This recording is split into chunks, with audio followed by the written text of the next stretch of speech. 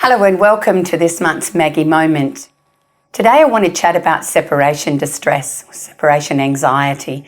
And what that is often parents feel there's something terribly wrong with them, they're doing something wrong or there's something wrong with their child. And I need to reassure you that's actually biologically wired into children to feel anxious when they're being separated from their number one caregiver or their most important, safe, big people.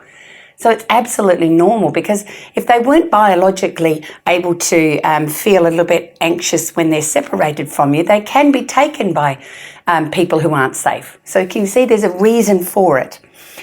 Okay, so let's talk about transitioning into long daycare. Let's transition into early childhood settings.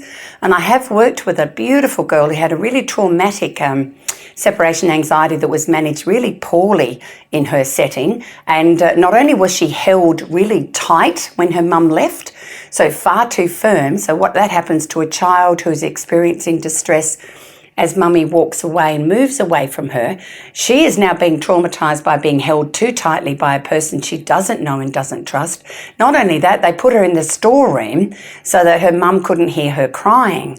Now, not only did that traumatise her, and that we call that an ACE or an adverse childhood experience, that all surfaced back up when she was heading off to high school.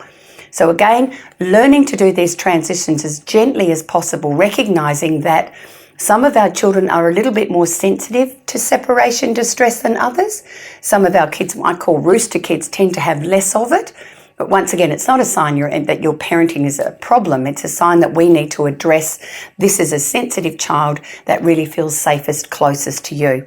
Okay, so there's a couple of things we do, is that we can actually make them very familiar with the environment before we leave them. So that could be several visits. We might just go along and play on the mat and then take them away. So we need to get them figured. They've got to look at the physical environment first. Obviously, if they're toilet trained, you need to be able to take them out, check where the toilet is. Can they manage toileting themselves in that different environment rather than your home? Every single time you're building a little bit more confidence that I can manage without you.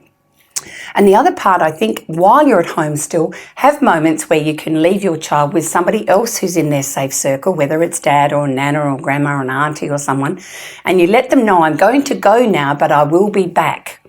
Because what you're doing is preparing to leave, reassuring them you're coming back. And one of the things we'd love you to do is when you come back, remember to reassure them that you did come back.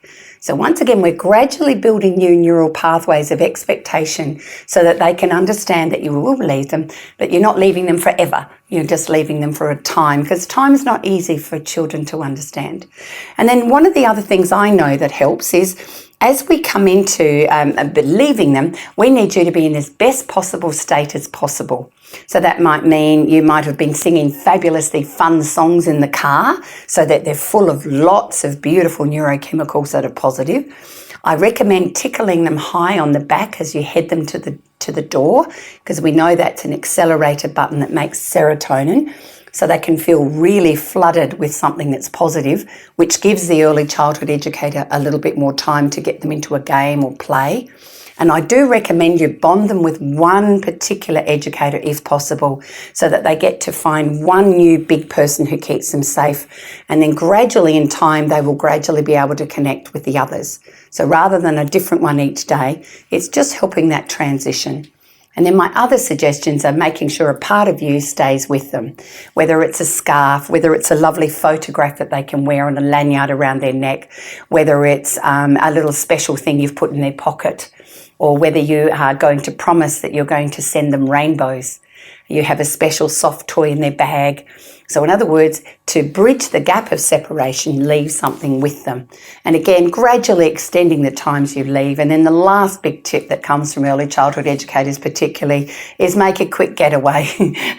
Don't stay too long. Remember, you've got some time, and keep that farewell exactly the same every time. See you, darling. I'll see you soon. And whip on out the door looking really happy.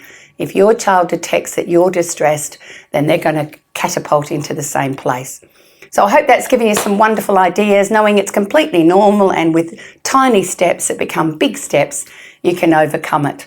And if that's helpful, please feel free to post or share it. And that's all for today.